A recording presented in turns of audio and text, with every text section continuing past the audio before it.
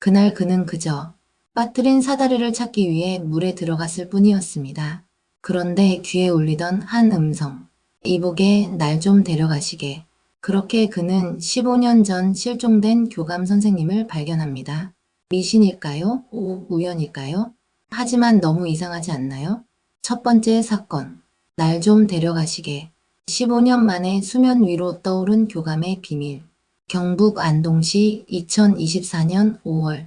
과거 안동순환구조대장으로 활동했던 백민규 씨는 자신이 운영 중인 개인 업체에서 수중 작업을 하던 중 실수로 사다리를 안동호에 빠뜨리게 됩니다. 그 사다리는 단순한 작업도구 하나였지만 백 씨는 이상할 정도로 그 사다리를 되찾고자 했습니다. 마치 누군가가 계속해서 속삭이는 듯한 느낌. 이복에 날 좀 데려가시게. 그 목소리는 꿈에서조차 이어졌고 그는 결국 결심합니다. 수심 30m 그 깊은 안동댐 물속으로 사다리를 찾겠다고. 그는 스쿠버 장비를 착용하고 입수합니다. 그리고 약 30m 깊이 진흙 속에 묻힌 무언가를 발견합니다. 사다리는 아니었습니다. 그건 사람의 시신이었습니다. 신고를 받고 출동한 경찰은 시신을 인양하고 지문 감식과 DNA 분석을 거쳐 신원을 확인합니다. 결과는 충격적이었습니다. 15년 전 2010년 8월 1일에 실종된 Y중학교의 교감 A씨. 실종 당시 A씨는 넥타이와 구두를 선착장에 벗어놓은 채 사라졌고 차량은 인근에 세워진 채 남겨져 있었습니다. 경찰과 소방, 수색경까지 동원된 대대적인 수색이 진행됐지만 시신은 발견되지 않았고 시간은 15년이라는 긴 공백으로 덮여졌습니다. 그런데 백 씨는 왜 갑자기 그 장소에서 그 시점에 그 시신을 발견한 걸까요? 백민규 씨는 언론 인터뷰에서 이렇게 말했습니다. 수십 년 잠수했지만 그렇게 이상한 기분은 처음이었습니다. 꿈에서까지 들렸어요. 이복에 날 좀 데려가시게. 시신을 찾기 직전엔 정말 귀에 생생하게 들렸습니다. 그의 말은 얼핏 미신처럼 들릴 수도 있습니다. 하지만 그는 스스로도 설명하지 못한다고 했습니다. 왜 굳이 그날 그 장소에 들어갔는지조차. 더 기이한 건 시신의 보존 상태였습니다. 전문가들은 시신이 물속에서 실압 상태로 변했다고 설명합니다.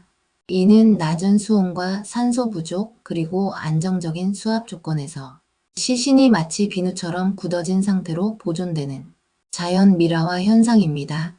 A씨는 긴팔 셔츠와 바지를 입고 있었고 상반신은 완전히 수면 위로 드러나 있었지만 부패가 거의 진행되지 않은 채로 발견됐습니다. 법의학자들조차 이례적인 보존 상태라고 밝혔습니다. 백 씨는 말합니다. 이게 무슨 인연인지 모르겠습니다. 그날 왜 사다리를 그렇게 찾고 싶었는지도 모르겠고 어쩌면 정말 누군가 날 부른 건 아닐까 싶기도 하고요. 15년 전 조용히 자취를 감췄던 교감 선생님의 행방불명 사건. 그날 밤 그 깊은 물속에서 울렸던 목소리는 과연 그의 환청이었을까요? 아니면 간절한 누군가의 마지막 외침이었을까요? 두 번째 사건. 초등 체육 강사의 끔찍한 속옷 노출 수업. 충북 청주의 한 초등학교. 지난해 5월 1학년 체육 수업 시간. 기간제 체육 강사 A씨는 여학생에게 다가가 자신의 속옷을 노출하며 말을 걸었습니다. 너 이거 알아? 난 빨간 팬티 입었어. 아이는 놀라서 고개를 돌렸지만 A씨는 그 뒤로도 수업 도중 수차례 다가가 같은 말을 반복했습니다. 심지어 수업 후엔 여학생을 도구실로 불러 가두기까지 했습니다. 그 후 이 사실은 부모를 통해 학교에 알려졌고 경찰에 수사 의뢰됐습니다. A씨는 아동복지법 위반 혐의로 기소됐고 징역 1년의 집행유예 2년이 선고됐습니다. 법원은 그가 반성하고 있으며 초범인 점을 감안했지만 피해 아동과 가족은 여전히 큰 충격을 호소하고 있습니다. 세 번째 사건. 게임 중독 아버지. 새 아이를 쓰레기 속에 방치. 전남의 한 가정집.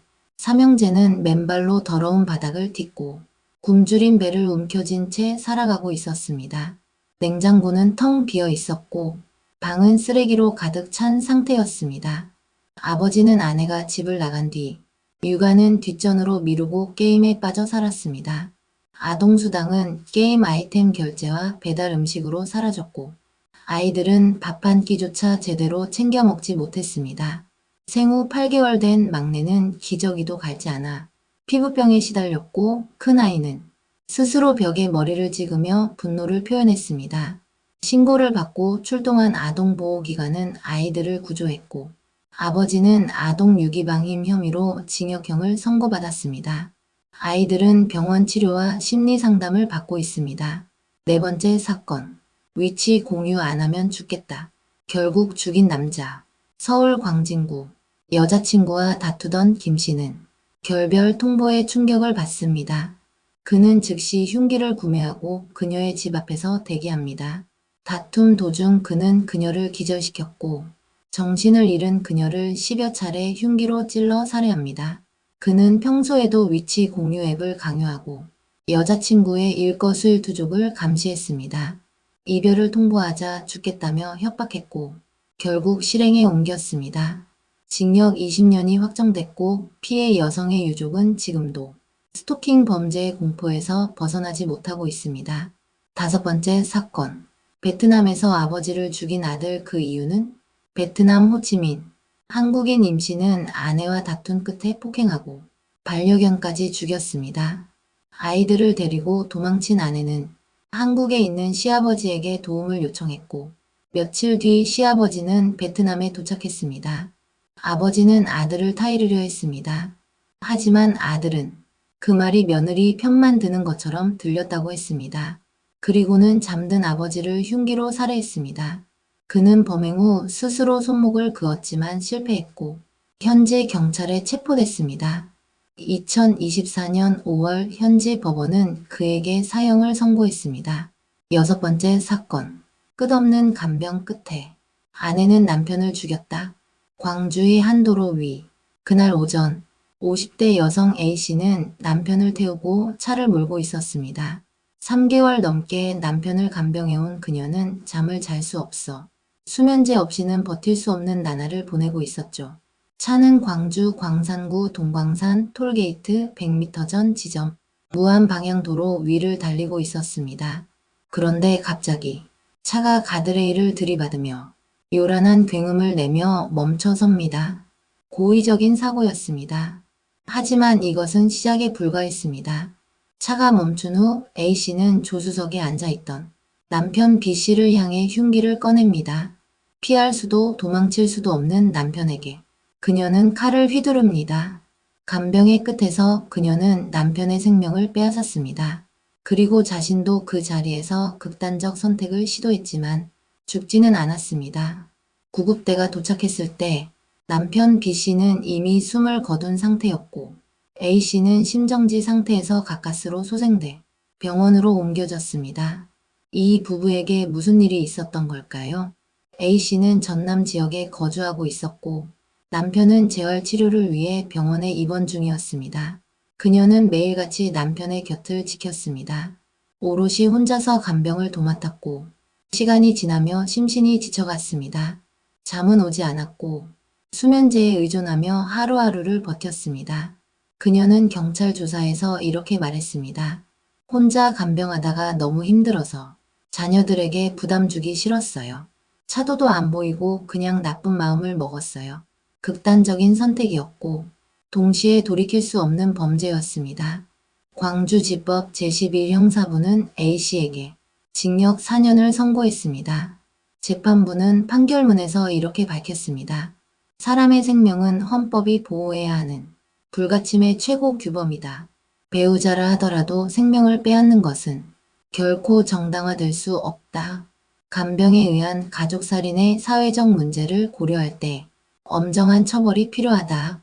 하지만 피고인은 남편을 정성껏 돌보다가 충동적으로 범행을 저질렀고 깊은 죄책감을 안고 살아갈 것이다.